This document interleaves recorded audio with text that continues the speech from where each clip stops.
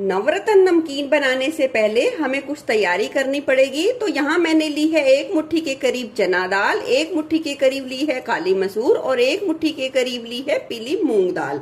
अब हम डाल देंगे पानी और इन दालों को जब तक अच्छे तरीके से धोएंगे जब तक ये बिल्कुल क्लियर साफ ना हो जाए, क्योंकि दालों को हम धोते हैं तो पानी ये देखिए सफेद सफेद हो जाता है। वो सफेद पानी आना बिल्कुल खत्म ना हो जाए इतने तक हमें दालों को 3 से 4 बार के लिए अच्छे तरीके से रगड़कर धोना है। दालों को अच्छे तरीके से धोने के बाद अब हम इसमें डाल देंगे इतना पानी कि दाल हमारी अच्छे तरीके से तीनों डूब जाएं। अब दालों को ढककर रख देंगे 4 से 5 घंटे के लिए कि दाल हमारी अच्छे तरीके से फूल सके और फिर आगे की प्रोसेस शुरू करेंगे। 4 से 5 घंटे बाद देखिए सभी दालें बहुत अच्छे तरीके से फूल चुकी हैं। इसका सारा एक्स्ट्रा पानी हम छलनी से पहले छान लेंगे। दालों का पानी एक्स्ट्रा निकालने के बाद अब हमने एक सूती साफ कपड़ा ले लिया है, उस पे सभी दालों को अलग अलग करके फैला देंगे ताकि इसका सारा एक्स्ट्रा पानी यानी कि जो नमी है वो बिल्कुल ही खत्म हो जाए। आप सभी दालों को इस तरीके से कपड़े पर फैलाकर पंखे के नीचे आधा घंटा के लिए रख सकते हैं। दाल बहुत ही अच्छे तरीके से सूख पाएंगी। चलिए सभी दालें फैला दी हैं, ये इतने अच्छे तरीके से सूखेंगी, इतने नमकीन की और सारी तैयारी करते हैं। चलिए दालें इतने में सूखेंगी, इतने में नवरत्न नमकीन के लिए हम बेसन की भुजिया बना के तैयार करेंगे। तो यहाँ मैंने 1 बड़ी कटोरी के करीब लिया है बेसन, लेंगे 4 छोटा चम्मच के करीब तेल, आधी छोटा चम्मच से कम नमक, 1/4 चम्मच हल्दी, 1/4 चम्मच से थोड़ा सा ज्यादा लाल मिर्च, 1/4 चम्मच के करीब काली मिर्च, आधी चम्मच से थोड़ा सा कम अमचूर पाउडर। अब सभी चीजों को हम अच्छे तरीके से मिला लेंगे। मिलाने के बाद अब हम इसमें बिल्कुल थोड़ा थोड़ा सा पानी डालेंगे, एकदम से नहीं मिलाएंगे और इस नमकीन के आटे को पहले हम अच्छे तरीके से इकट्ठा करेंगे। बिल्कुल थोड़ा थोड़ा सा करके पानी मिलाकर आटे को इकट्ठा करना है। इस नमकीन के लिए भुजिया के लिए आटा हमने लगा लिया है और आटे को ना ज्यादा सख्त रखना है और ना ही ज्यादा नरम रखना है। अब आटे को हम 10 मिनट के लिए रख देंगे रेस्ट के लिए और इतने में हम इस नमकीन के लिए तैयार करेंगे बूंदी। तो चलिए अब बूंदी का घोल तैयार करते हैं। नमकीन के लिए बूंदी तैयार करने के लिए हमने एक खुले बर्तन में ले लिया है 1 कटोरी बेसन। अब बूंदी का घोल बना के तैयार करेंगे तो हम यहाँ थोड़ा थोड़ा करके पहले पानी मिलाएंगे और इसे अच्छे तरीके से फेंटेंगे और कोई भी गुठली नहीं रहने देनी, बिल्कुल ही चिकना फेंट के तैयार करेंगे। बेसन को अच्छे तरीके से फेंट लिया है। अब हम इसमें थोड़ा सा पानी और मिलाएंगे और अच्छे तरीके से फेंटेंगे और जो बूंदी के लिए घोल तैयार करेंगे उसे ना ज्यादा गाढ़ा तैयार करेंगे और ना ही ज्यादा पतला। और अब हम ऐसे गिराएंगे तो ये देखिए इसमें कोई भी आकार नहीं है, वो बिल्कुल फ्लोइंग कंसिस्टेंसी में है। तो इसलिए हमारा जो बूंदी का घोल तैयार किया है वो बिल्कुल ही परफेक्ट है। तो चलिए इसे भी 10 मिनट के लिए छोड़ देते हैं। नमकीन के लिए जो इधर बेसन का ये आटा लगा के तैयार किया है उसे 10 मिनट के लिए हो गए हैं। तो चलिए अब भुजिया बनाते हैं। भुजिया बनाने के लिए मैंने इस तरीके से ये मेकर लिया है, यानी कि साचा लिया है, भुजिया साचा लिया है। ये किसी भी लोकल शॉप पे आसानी से मिल जाता है। अब इसके अंदर हम थोड़ा सा तेल या घी लगा देंगे ताकि भुजिया हमारी अच्छे तरीके से बने और इसका आटा बिल्कुल भी चिपके ना। और ये देखिए जिससे भुजिया आकार लेगी वो इस तरीके के कुछ मिलते हैं, साथ ही मिलते हैं और इस पे भी हम थोड़ा सा तेल या घी लगा देंगे।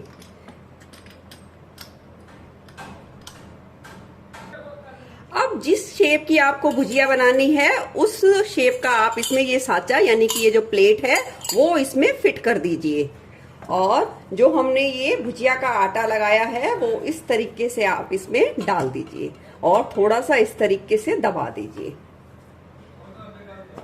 ये देखिए कुछ इस तरीके से दबा देना है और अब हम इस तरीके से लॉक कर देंगे इस साचे को। चलिए भुजिया का साचा अच्छे तरीके से लॉक कर लिया है। अब बनाते हैं भुजिया। चलिए भुजिया बनाने के लिए हमने तेल को बहुत ही अच्छे तरीके से गर्म कर लिया है और थोड़ी सी ऊंचाई से हम इस तरीके से थोड़ा सा प्रेशर देते हुए ऊपर के हैंडल को जो हमने सांचा लिया है उसको थोड़ा सा घुमाते जाएंगे और भुजिया खुद ब खुद सांचे से छूटने लग जाएगी और सिकने लग जाएगी। ये देखिए कुछ इस तरीके से। जितनी कढ़ाई में आपसे बन पड़े आप उतनी अपने हिसाब से सेक सकते हैं। देखिए जब लगे कि हमने अच्छी तरीके से भुजिया निकाल ली है तो इस तरीके से आप सारी भुजिया को लास्ट में तोड़ के डाल दीजिए और गैस की फ्लेम को इस समय आप सुविधा के अनुसार थोड़ा सा कम कर सकते हैं। आप देखोगे कि भुजिया के ऊपर थोड़े से बबल्स आ जाएंगे तो इसमें कोई भी घबराने की बात नहीं है। ये भुजिया 1 से 1.5 मिनट में ही सिक के तैयार हो जाएगी। थोड़ा सा सिकने के बाद हम इसे पलट देंगे। याद रखिए 1 से 1.5 मिनट का ही समय लगेगा भुजिया को सिकने में। चलिए बहुत ही आसानी से हमारी भुजिया बनके तैयार है। इसी तरीके से हम नमकीन के लिए सारी भुजिया बना के तैयार करेंगे। चलिए भुजिया तैयार है, इसे रख देते हैं दूसरी तरफ और ले लिया है हमने बूंदी का ये घोल। डालेंगे अब इस तैयार घोल में थोड़ा सा नमक और इसे अच्छे तरीके से मिला लेंगे। अब तैयार बूंदी के घोल को हम 3 भागों में बराबर बराबर डिवाइड कर लेंगे। आप चाहें तो एक जैसी भी बना सकते हैं, पर जो नवरत्न नमकीन होती है उसमें आपने देखा होगा वो बूंदी कई कलर की होती है। डालेंगे एक भाग में ये हरा फूड कलर और इसे अच्छे तरीके से मिला लेंगे। 2 से 3 चुटकी के करीब डालना है और इसे अच्छे तरीके से मिला लेंगे। दूसरे में डालेंगे लेमन कलर यानी कि पीला रंग और इसे भी अच्छे तरीके से मिलाकर फेंटेंगे। और तीसरे घोल में डाल देंगे ऑरेंज फूड कलर यानी कि संतरिया रंग और इसे भी अच्छे तरीके से मिलाकर फेंटेंगे। आप चाहें तो एक प्लेन में ही बनाकर तैयार कर सकते हैं। चलिए हमारे तीनों घोल बिल्कुल बनके तैयार है। तो अब बना लेते हैं बूंदी। बूंदी के लिए तेल को गरम कर लिया है। हमने यहाँ कोई झारा नहीं लिया है, हमने ये पकोड़े तारने वाली छलनी को ही लिया है और एक घोल ले लेंगे और थोड़ी ऊंचाई से इस तरीके से फैलाते हुए डालेंगे। ये देखिए और जैसे ही बबल शांत होंगे तो आप देखोगे ये देखिए गोल गोल बूंदी बनके कढ़ाई में बिल्कुल तैयार है। और ये भी बूंदी 1 से 1.5 मिनट का ही करीब समय लगता है और सिक के तैयार हो जाती है। अलट पलट कर हम अच्छी खस्ता होने तक सारी बूंदी को सेकेंगे।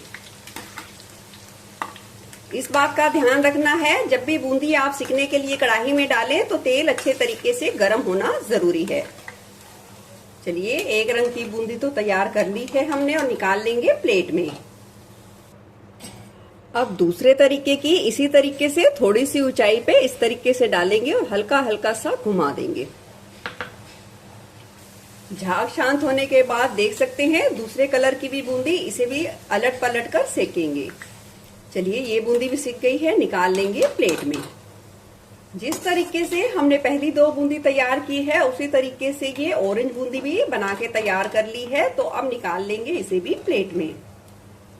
नमकीन के लिए बहुत ही ज्यादा खस्ता और बिल्कुल गोल गोल बूंदी तैयार कर ली है। तो चलिए अब आगे की प्रोसेस की तरफ भी बढ़ते हैं।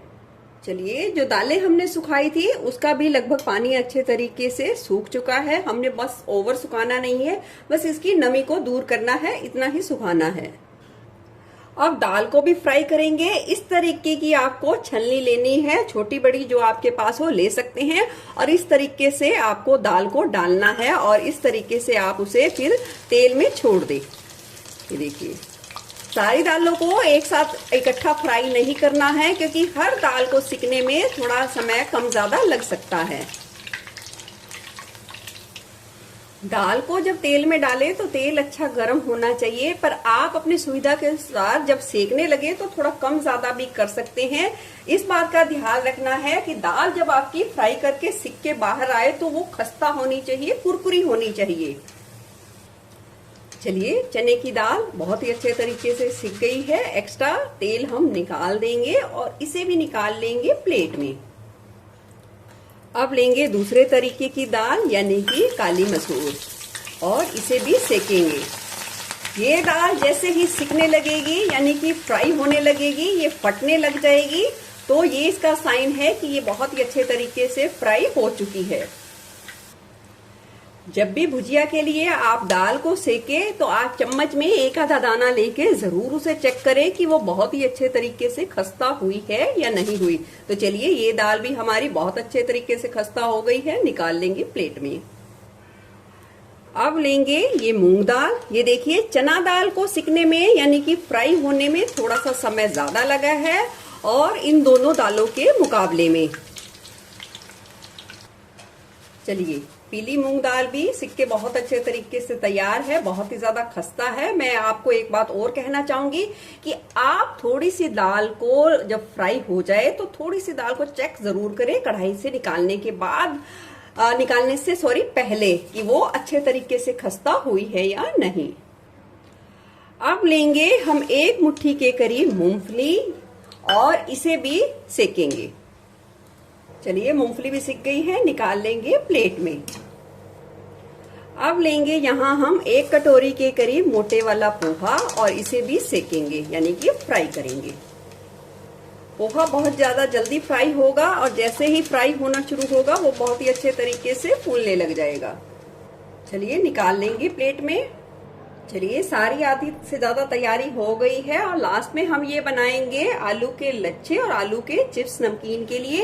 ये 2 मीडियम साइज के आलू लिए हैं जिसे छिलकर मैंने अच्छे तरीके से पानी में भिगा दिया है और रगड़ रगड़ कर उसे 3 से 4 बार के लिए धुल लिया है ताकि उसका सारा एक्स्ट्रा स्टार्च दूर हो जाए। इससे क्या होगा, जो नमकीन में आलू का यूज होगा या लच्छे बनाएंगे या चिप्स, वो बिल्कुल भी नरम नहीं बनेंगे, वो अच्छे तरीके से खस्ता बनेंगे। और इसे अच्छे तरीके से एक बार फिर से धो लेते हैं।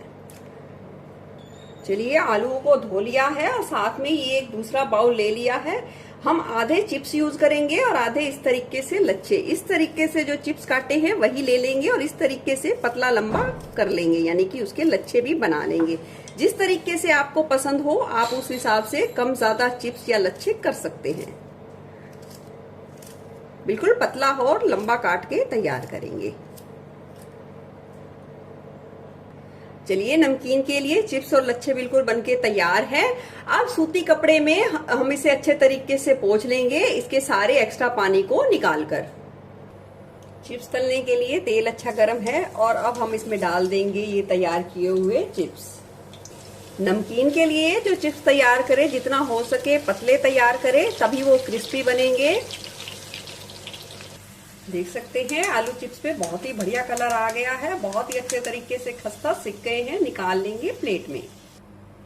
इसी तरीके से ये आलू लच्छा भी बिल्कुल खस्ता होने तक फ्राई करेंगे। चलिए, लच्छे वाले आलू भी बहुत ही अच्छे तरीके से क्रिस्पी हो गए हैं, निकाल लेंगे प्लेट में। अब लेंगे थोड़े से बादाम और इसे भी थोड़ा सा सेकेंगे यानी कि फ्राई करेंगे।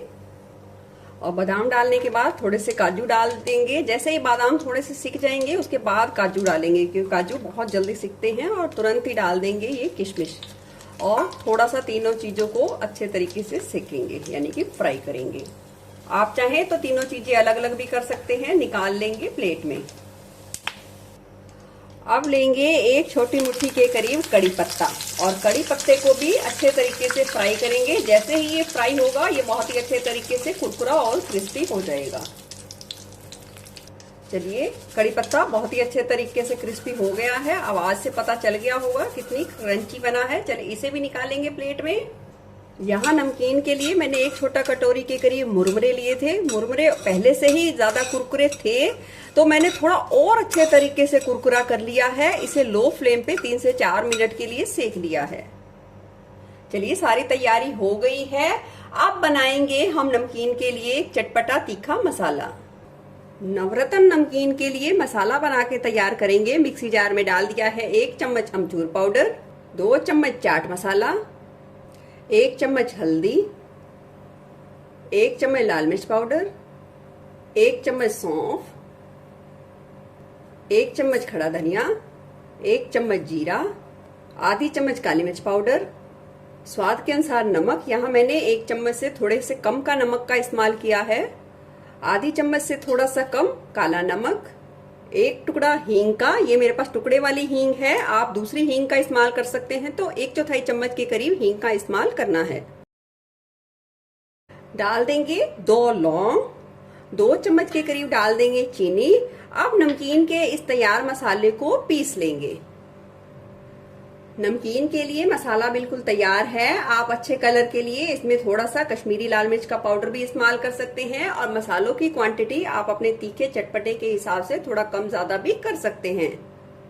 चलिए अब हम फाइनल तैयार कर देंगे भुजिया। हमने ये एक बड़ी परात ले ली है ताकि हम आसानी से सभी चीजों को असेंबल कर पाए, मिला पाए। भुजिया को हम इस तरीके से थोड़ा सा तोड़ देंगे, सारी चीजें डाल देंगे बारी बारी से।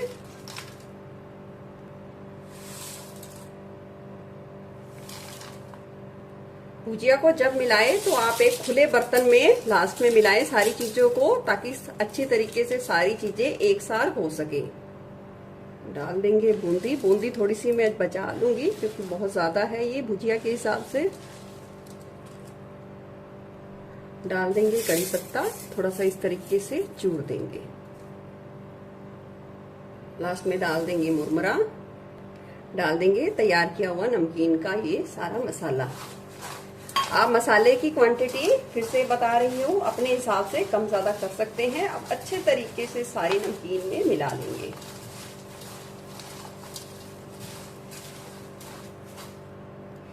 ये देखिए बिल्कुल साफ सुथरे तरीके से घर के सामान से हमने ये नमकीन बना के तैयार की है।